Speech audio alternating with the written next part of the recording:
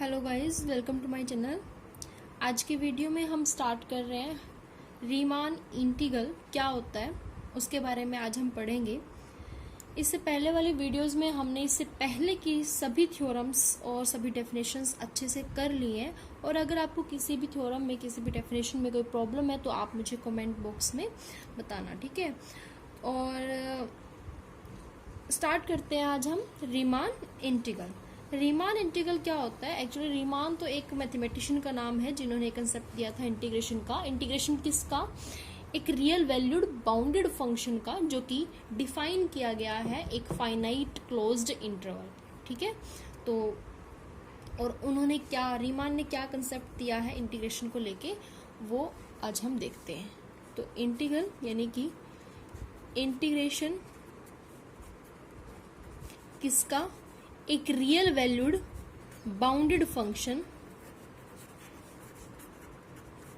जो कि डिफाइन किया गया है किस पर? Finite closed interval, closed interval, ठीक है। तो चलिए देखते हैं इन्होंने क्या कंसेप्ट दिया था, क्या थ्योरी दी थी।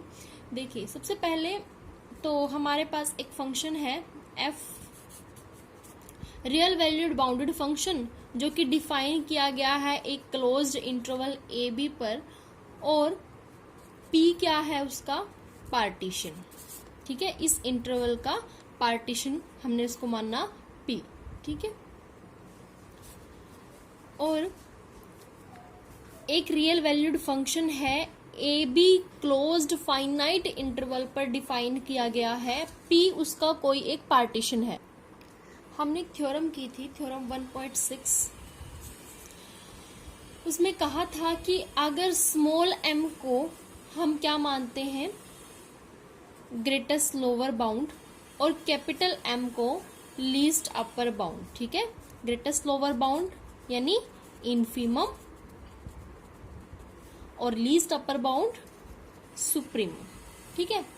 तो अगर m इनफीमम है, कैपिटल M सुप्रीमम है, तो अकॉर्डिंग टू थ्योरम 1.6 हमने लिखा था m b minus a less than equal to LFP, LFP यानी lower sum, less than equal to UFP,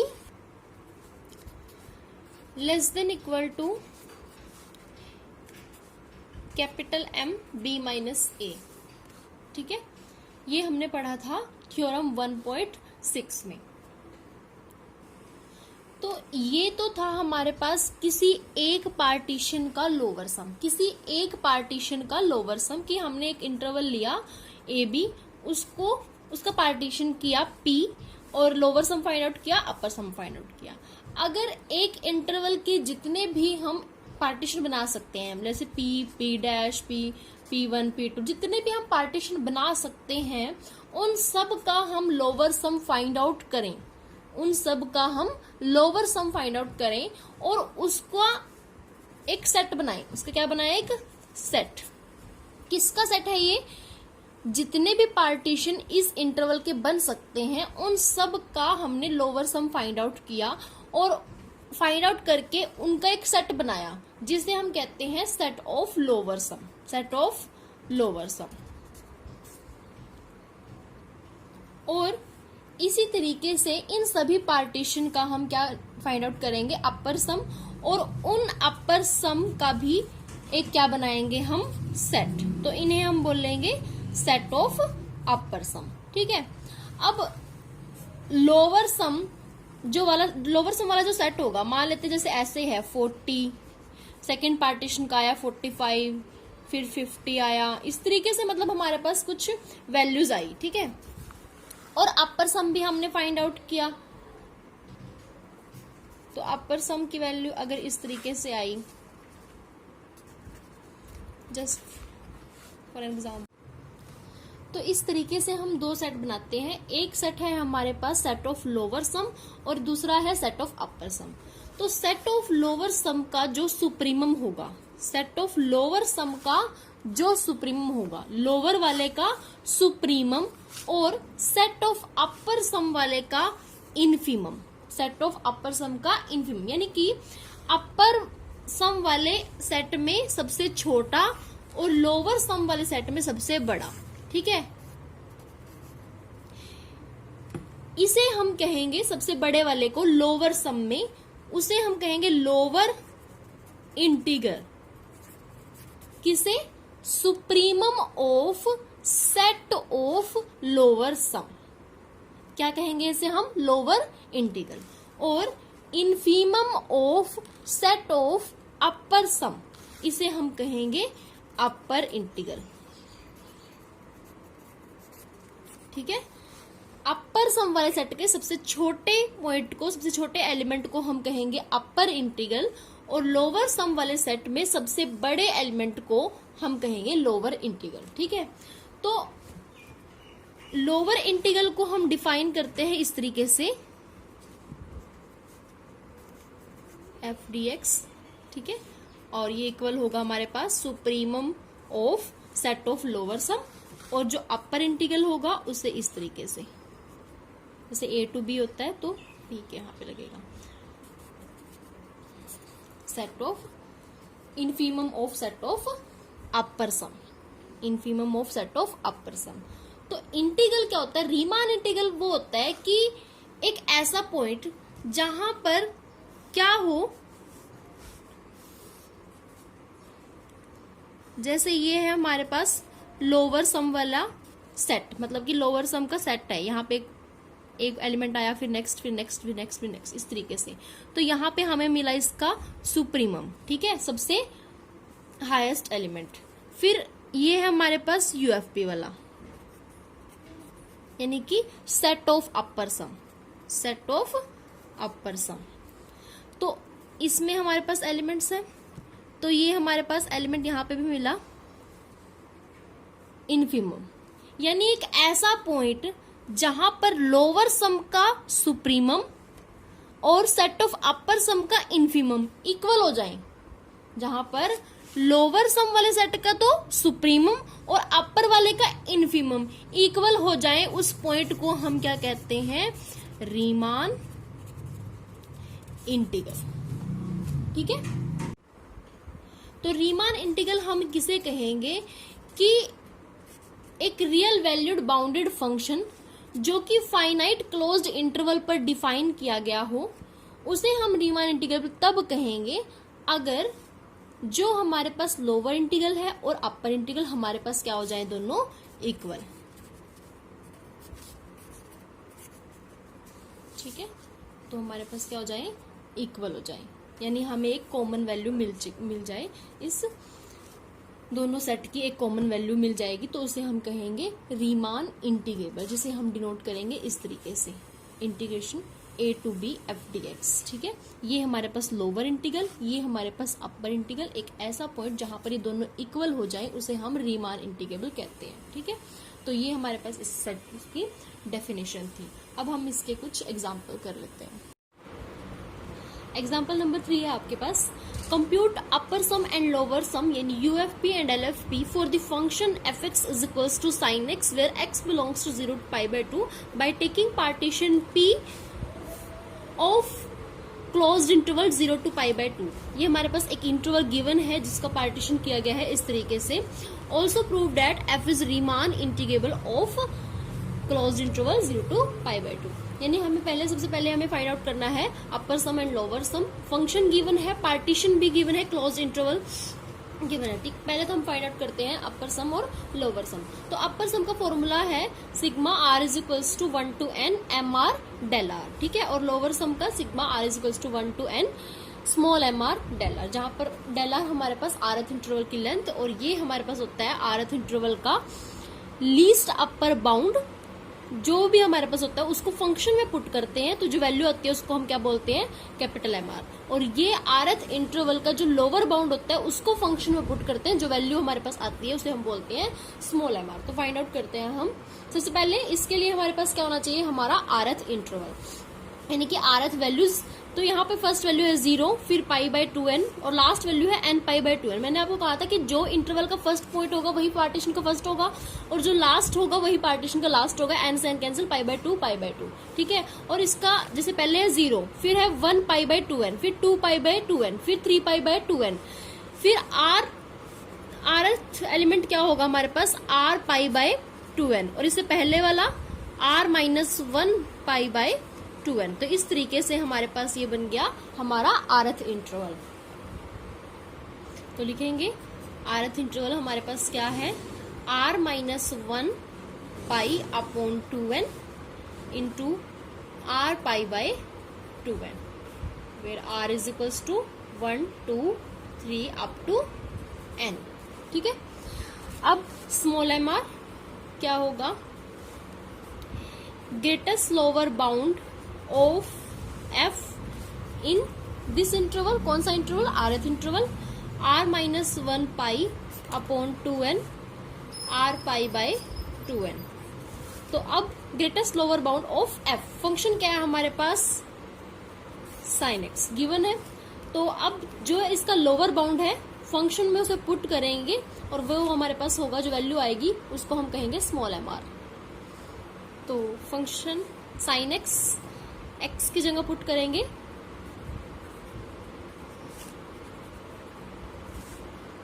function में वैल्यू रखेंगे। लोअर बाउंड क्या है हमारे पास r-1, x की जगह पुट करते हैं ना, जो भी वैल्यू हमारे पास होती है तो x की जगह पुट करेंगे अपॉन 2n, क्योंकि हमारे पास c क्या होता है fx, यानी कि जो यहाँ पर वैल्यू रखेंगे हम वो कहाँ पुट करेंगे, जहां पर x होता है। तो mr हमारे पास हुआ sin r-1π/2n, ये किसकी वैल्यू है, x की। और कैपिटल mr क्या होगा, sin x की जगह हम अपर बाउंड यानी rπ/2n, del r rth interval की लेंथ, rth इंटरवल ये है, इसकी लेंथ क्या होगी, upper bound minus lower bound, यानी rπ/2n माइनस r-1π/2n। 2n हमारा एलसीएम होगा, rπ माइनस r-1π, तो पाई की मल्टीप्लाई करेंगे, ये हो जाएगा हमारे पास rπ माइनस पाई। ठीक है। और यहाँ पर माइनस है तो ये हमारे पास होगा माइनस rπ प्लस पाई। ठीक है, minus rπ plus pi, rπ plus pi. ठीक है, rπ से rπ कैंसल, यहाँ रहेगा π/2n। तो डेल आर की वैल्यू हमारे पास आएगी π/2n। तो अब फाइंड आउट करते हैं हम अपर सम और लोअर सम, क्योंकि हमारे पास सभी वैल्यूज आ चुकी हैं। तो LFP निकालते हैं पहले। Sigma r is equals to 1 to n small mr del r। r is equals to 1 to n small mr की वैल्यू हमारे पास क्या है, sine r-1π/2n into del r की वैल्यू है π/2n। यहाँ पर सिग्मा जो है वो r पर है, यानी कि जब हम r की जगह 1 पुट करेंगे, फिर 2, 3 अप टू n तक, फिर बाद में उनका सम करेंगे, तो इस वैल्यू हमारे पास r नहीं है, तो इसको हम बाहर निकाल लेते हैं, यानी π/2n sigma r is equals to 1 to n sine r-1π/2n। Value find out करेंगे, LFP is equals to π/2n। r की वैल्यू 1 to n है, तो r की वैल्यू रखते हैं यहाँ पर, साइन r की जगह 1 रखेंगे तो 1 माइनस 1 0 और 0 इंटू समथिंग 0, साइन 0 0, तो पहली वैल्यू हमारी क्या हो जाएगी 0, फिर प्लस समीशन है तो प्लस होगा। r की वैल्यू क्या रखेंगे अब 2, साइन 2 माइनस 1 1, साइन 1π/2n, तो लिखेंगे sign π/2n।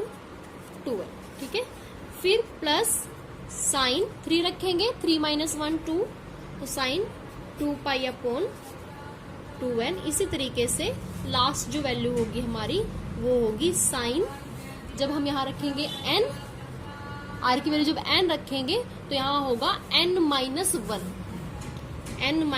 One pi upon 2n। ठीक है, साइन फंक्शन का सम। अब साइन फंक्शन का सम कैसे करेंगे? साइन फर्स्ट एंगल यानी 0 प्लस लास्ट एंगल, एंगल क्या है? n minus 1 pi upon 2n upon 2। First angle plus last angle upon 2 into sine n into जो एंगल का डिफरेंस है हमारे पास, एंगल डिफरेंस है पाई अपॉन 2n है, यहाँ पे 0 है तो pi upon 2n minus 0 pi upon 2n, 2 pi upon 2n minus pi upon 2n is equals to pi upon 2n। तो यहाँ पे हमारे पास जो एंगल डिफरेंस है वो क्या है? Pi upon 2n upon 2 sine difference upon 2, difference है हमारे पास पाई अपॉन 2 यानी कि एंगल डिफरेंस अपॉन 2।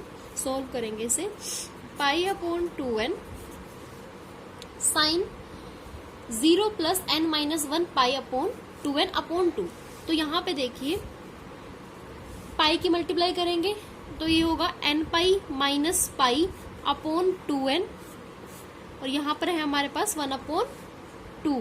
ठीक है, 1 अपॉन 2 तो ये 2 की मल्टीप्लाई इससे होगी तो ये होगा n pi minus pi upon 4n। ठीक है, तो ये होगा हमारे पास n pi upon 4n minus pi upon 4n, n से n cancel, pi upon 4 minus pi upon 4n। तो ये होगा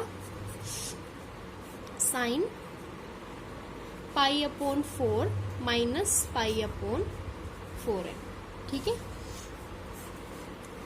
फिर साइन n से n cancel, pi upon 2 upon 2 तो ये हमारे पास हो जाएगा पाई अपॉन 4 साइन, ये as it is pi upon 2n upon 2 है तो ये हो जाएगा हमारे पास पाई अपॉन 4n। ठीक है, pi by 4, sign pi by 4 हमारे पास होता है 1 बाय रूट 2, तो इसकी वैल्यू पुट करेंगे 1 बाय रूट 2 तो पाई अपॉन 2n इंटू ये जो बार था ये इंटू इसकी वैल्यू हमारे पास होगी 1 बाय रूट 2, यहाँ है sine pi by 4 minus pi by 4n upon sine pi by 4n। अब यहाँ पर फॉर्मूला अप्लाई करेंगे, sine a minus b, sine a minus b तो यहाँ पर sine a cos b minus cos a sine b लिखेंगे। Pi upon 2n minus 1 upon root 2, sine a की value है पाई बाय 4 और b की value है पाई बाय 4n, तो साइन a यानी sign pi by 4 into cos b cos pi by 4n minus cos a cos pi by 4 into sine b sign pi by 4n sign pi by 4n जो यहाँ पर हमारे पास denominator में था। ठीक है, अब साइन पाई बाय 4 की वैल्यू भी 1 बाय रूट 2 होती है और कोस पाई बाय 4 की वैल्यू भी हमारे पास 1 बाय रूट 2 होती है, तो दोनों में 1 बाय रूट 2 है तो 1 बाय रूट 2 कॉमन लेंगे तो यहाँ हमारे पास होगा pi by 2n into 1 by root 2 और यहाँ से भी 1 बाय रूट 2 कॉमन आएगा तो यहाँ पे 1 बाय रूट 2, यहाँ पर हमारे पास रहेगा कोस पाई बाय 4n और यहाँ रहेगा साइन पाई बाय 4n। ठीक है, sine pi by 4n root 2 into root 2 क्या होगा 2, रूट 2 इंटू रूट 2 2, 2 इंटू 2 4 तो ये वैल्यू होगी पाई बाय 4n। अब कोस पाई बाय 4n, ये जो हमारे पास साइन पाई बाय 4 है वो इसके बाय में भी करेंगे, इसके बाय में भी करेंगे। यहाँ जब कोस बाय साइन हमारे पास हो जाएगा कोट, यानी coat pi by 4n minus sign pi by 4n upon sine pi by 4n तो यहाँ से कैंसिल होके ये रहेगा हमारे पास 1। ठीक है, तो ये वैल्यू हुई हमारे पास लोअर सम यानी LFP की। अब यहीं से हम फाइंड आउट करते हैं lower integral. Lower integral a to b, lower है तो यहाँ पर ए के बाय में बार होगी A to B F D X. ठीक है, तो ए की वैल्यू, हमारा जो इंटरवल है वो गिवन है आपको 0 to π/2, तो ये वैल्यू होगी 0 to π/2। ठीक है, f D x is equals to, lower integral कैसे फाइंड आउट करेंगे, यहाँ पे n की वैल्यू तो लिखेंगे, लिमिट जैसे जैसे n इन्फिनिटी की तरफ जाएगा, limit n tends to infinity π/4n, यहाँ है हमारे पास cot π/4n minus 1, limit n tends to infinity π/4n,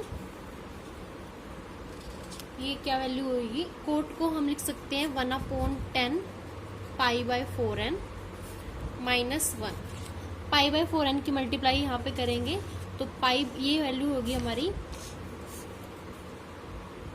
limit n tends to infinity π/4n की मल्टीप्लाई इससे करेंगे तो π/4n अपॉन 10 π/4n माइनस क्या है π/4n, क्योंकि ये इसकी मल्टीप्लाई 1 से जब करेंगे तो एक फॉर्मूला है हमारे पास 10x/x या फिर x/10x, तो ये वैल्यू हमारे पास क्या होती है 1 के इक्वल होती है, तो एंगल सेम है तो ये तो वैल्यू हो जाएगी हमारे पास 1, और जब हम इस पर लिमिट अप्लाई करेंगे तो π/n की जगह इन्फिनिटी रखेंगे, तो किसी के भी बाय में अगर इन्फिनिटी होता है तो वैल्यू हमारी क्या आती है वो 0, तो π/∞ इज इक्वल्स टू 0, और ये आया हमारे पास 1 - 0 इज इक्वल्स टू 1, तो लोअर इंटीग्रल की वैल्यू हमारी आई 1।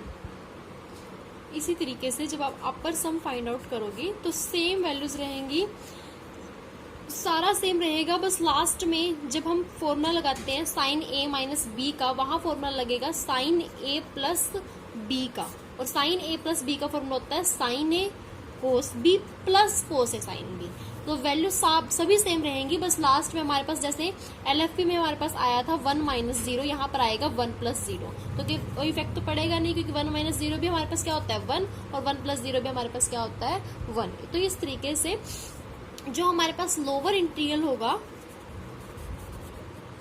वो हमारे अपर इंटीग्रल के इक्वल आएगा, और अगर ये वैल्यूज हैं तो हम इन्हें क्या कहेंगे, रीमान इंटीग्रेबल। ठीक है, और यही हमें प्रूव करना था।